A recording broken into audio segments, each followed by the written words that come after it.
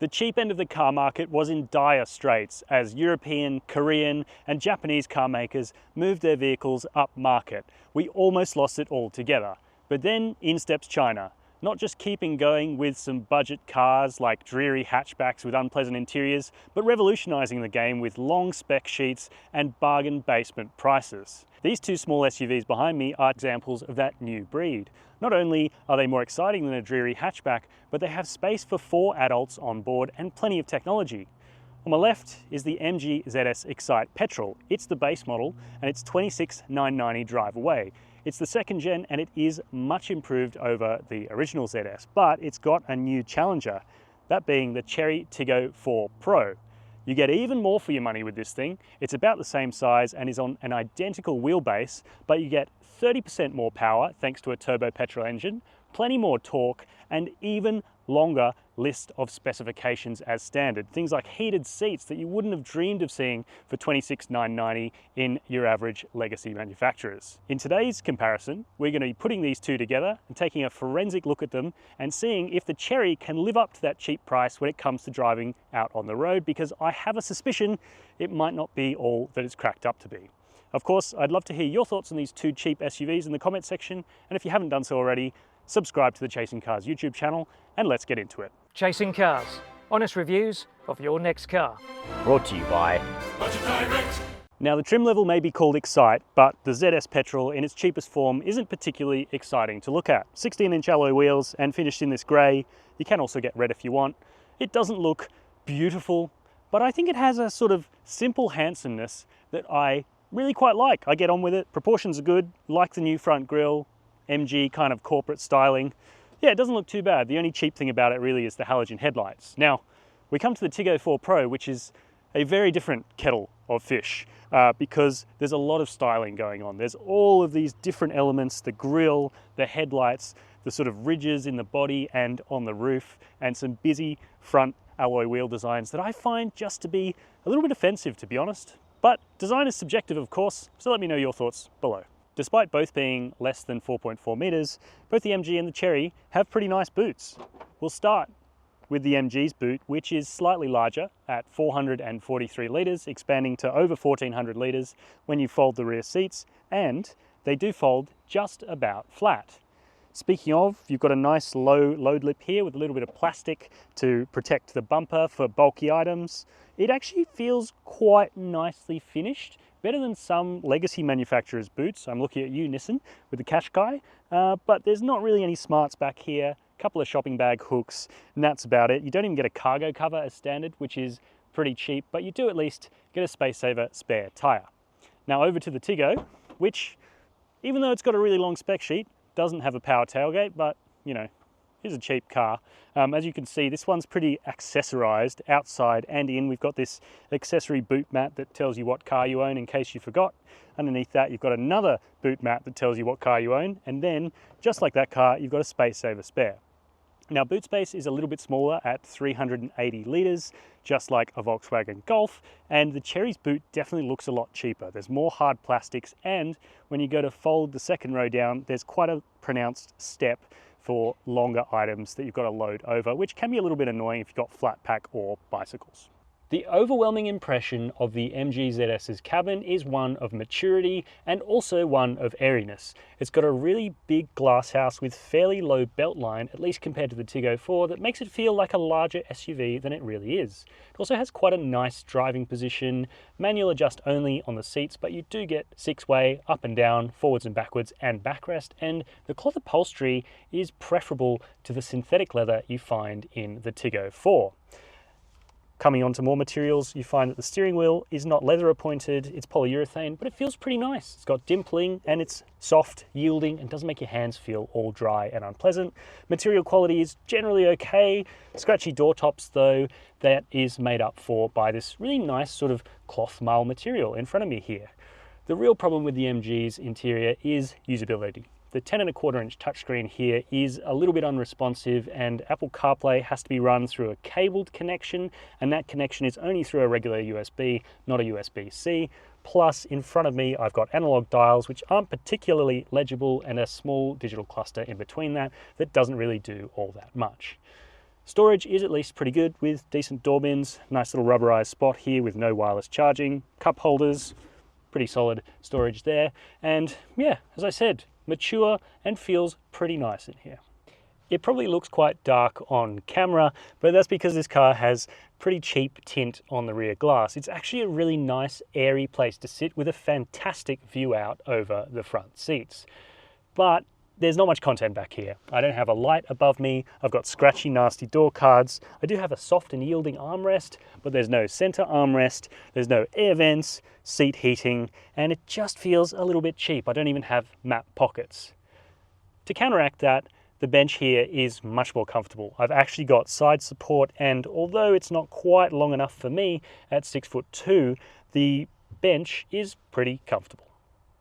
Now, if I'm describing the MG's cabin as mature, I'm describing the Chery's cabin as busy.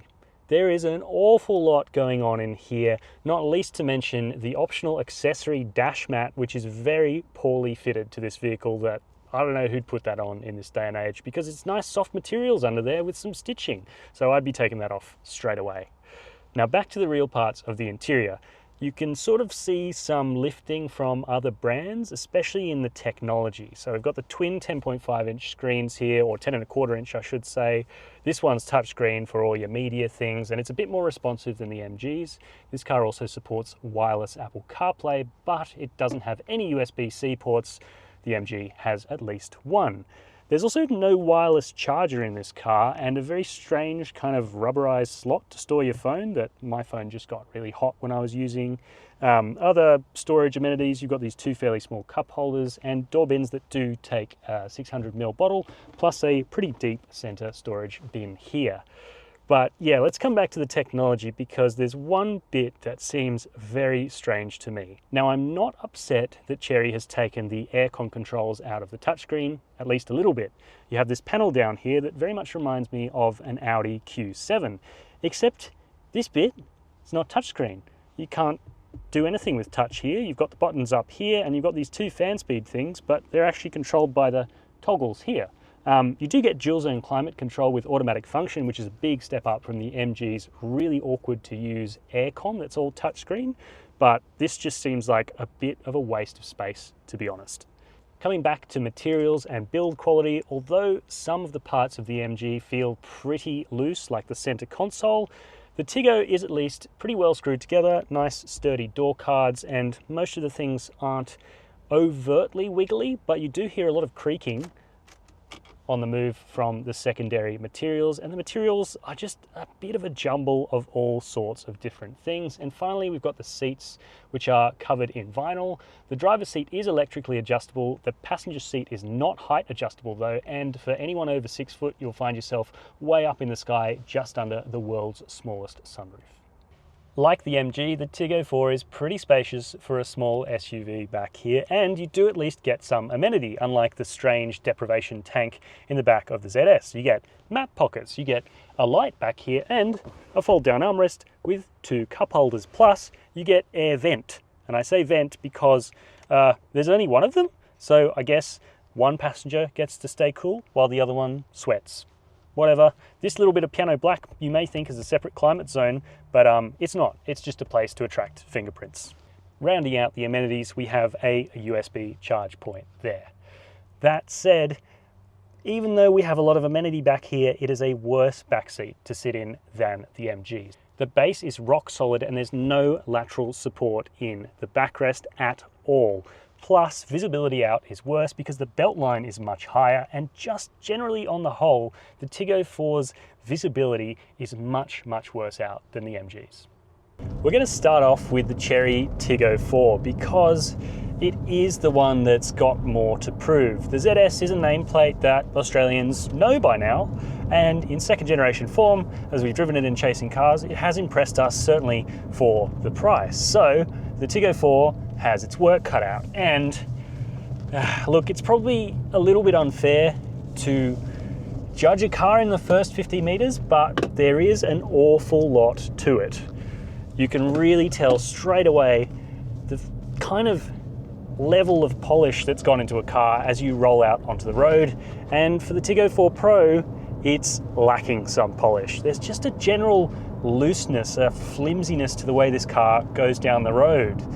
It's a combination, I think, of chassis stiffness, suspension tuning, and the steering. And I'm going to start with the steering because it is one of the least pleasant steering systems I've encountered recently. It is so electric, so digital, and just incredibly hard to judge. It's got this dead zone around the center, and then it does nothing, and then you do a tiny bit more, and all of a sudden you get all this lock.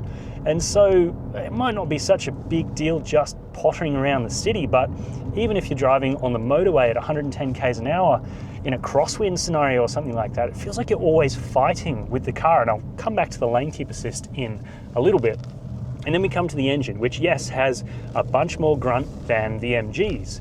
108 kilowatts is pretty decent for a car that weighs about 1,350 kilos. It's kind of about what you'd see in a Volkswagen Golf. But it feels so much more hollow than that kind of engine. Like, there's a lack of torque in the mid-range, and it sounds cheap and tinny as well. Cheap and nasty when you're out on the road. It's, it doesn't inspire confidence. Plus, the response from the CVT is just so dull. It takes a second for the CVT to send drive to the wheels, and then as you're waiting for the turbo to spool up, finally kicks in and gets going, and then there's a little bit of overrun on the end. And of course, the MG also has a CVT, so they're both pretty bad in that camp, but yeah, not great. And then let's talk about the chassis as well. Of course, it doesn't have to be the most talented car on a back road, but the Tiggo 4 is just unbelievably soft in spring. You end up cornering on the front bump stops most of the time if you're going through any corner, spiritedly, or even if you misjudge something. And look, we're not looking for absolute handling prowess in these two budget vehicles, but I think if you had to do a swerve and avoid maneuver or a sudden stop in this car, you'd be so much worse off than in the MG. Speaking of, the brakes are not very good. We saw over 45 meters stopping for 100 k's an hour in one instance, which is just not good enough. And it wasn't perfect conditions, but compared to the MG, this was 6 meters further at its worst and 3 meters further even at its best. And yeah, that's not really good enough. Some of that comes down to the GT Comfort tires, but yeah, if you're starting to get the picture, the Chery Tiggo 4 Pro just isn't up to our standards. It doesn't feel like a car that is confident or even consistent. There are so many different things about this car that are, just a bit wonky. The one thing that's worth giving credit for, though, is that Chery has added some pretty cool safety systems to this car. For example, the crisp 360-degree camera, which is worth noting, and it does have a 5-star ANCAP rating, though that is based on a much bigger car, actually, the Chery Tiggo 7 Pro, and somehow ANCAP's procedures mean that this also gets 5 stars, even though it wasn't physically crash tested. I don't know. Seems a bit controversial to me, but that's the partner system and that's how it works. And the safety system tuning. Now, it's not as overbearing when it comes to lane keep assist as the Emotor 5, which is a good thing. However, it is inconsistent, just like the rest of the driving experience. 1 minute you're cruising along, lane keep assist not bothering you at all. The next minute it sees something it thinks is a lane marking on the side of the road, turns the steering wheel into concrete and faces you towards another lane. And it seems to get in these little, twisted into little knots when there's road markings that it doesn't like. It bounces you between the two, and so look, it's one of those cars that even for poodling around the city, even for the urban jungle, the Tiggo 4 Pro just feels really underbaked in the dynamics department and not a car that I'd like to trust. Jumping behind the wheel of the ZS compared to the Tiggo 4 is like a breath of fresh air, at least in most respects, because there are certainly some compromises. I'll start with the safety systems. The Tiggo 4 does at least have a speed limit assist that shuts up and you can tell it to go away permanently. We're on the Chasing Cars private track here. This car's decided it's 50 k's an hour, and that means I have to go through the infotainment system here, MG Pilot, turn that off. And obviously you can see I've been distracted for some time. I've turned the lane keep off as well. And if that was in the real world, that wouldn't be very good. I suppose you could say you should do that while you're stopped, but you often forget to. The other problem with the MG is its engine. It is pretty underpowered. Oh, you can hear it screaming away there. It's actually got a slightly more pleasant note to it than the Tiggo 4's, at least from where I'm sitting. But yeah, it takes an awful lot of time to get up to speed. Well, that's 80 flat out there for a good couple of seconds before we get to 80. And the CVT doesn't help proceedings. I'd love to drive this car if it was a little manual, but you know, that doesn't work in Australia, so CVT it is, and CVT sucks the fun out of things, but not quite as much as the Cherys. The response for this car feels a bit more measured, a bit more consistent with the rest of the vehicle, and consistency and composure and just a general sense of polish is not something you might have expected to find in an MG from a couple of years ago, but it is exactly what you find in the MG ZS. It shares the same wheelbase and basic suspension setup with the Tiggo, that being front struts and a torsion beam rear end, but in the real world, the MG system feels layers and layers, levels more sophisticated. It's got a lovely little turn-in, nicely weighted steering that actually feels natural. It doesn't feel all unpleasant and vague and disconnected. There's actually sort of some connection to the front wheels, and that just gives you confidence as a driver. And yes, we don't need 10/10 handling prowess in these cars, but the Tiggo just sucks any confidence from you as a driver. And in the wet, I can imagine it would just be really unpleasant, whereas the MG just feels like a nice car with a lot of chassis tuning input from those who know what to do. The ride quality is better than the Tiggo as well. It doesn't crash and thump over bumps. We haven't hit the bump stops once in this car, and I would say the Tiggo is seemingly on its bump stops over at least 10% of bumps in Sydney, and that's just so crashy and thumpy. The only real problem, again, with the ZS versus the Tiggo is the amount of noise on the road. There is a fair bit of road noise that gets into this car's cabin, courtesy of the lack of insulation in the roof, I think, plus the fact that the engine has to work quite hard to get you anywhere. But on balance, yeah, even if you're not a driving enthusiast or don't really care about driving, it's the sort of things like steering quality, ride consistency, and composure that you will notice when you drive an MG ZS. So please, if you're considering a Tiggo 4 Pro, make sure you test drive it back to back with this before you make your decision. The ZS petrol's fuel consumption is rated at 6.7 litres per 100 Ks. On test, we saw 7.4 litres per 100 kilometres, but we will note that this car seems to be very thirsty around town, over 10 litres per 100 in urban scenarios. Servicing is due every 12 months or 15,000 kilometres, and the cost is pretty high for a cheap car, over $2,500 for 5 years. MG hits back though with a 10-year warranty, providing the ZS is serviced up to date.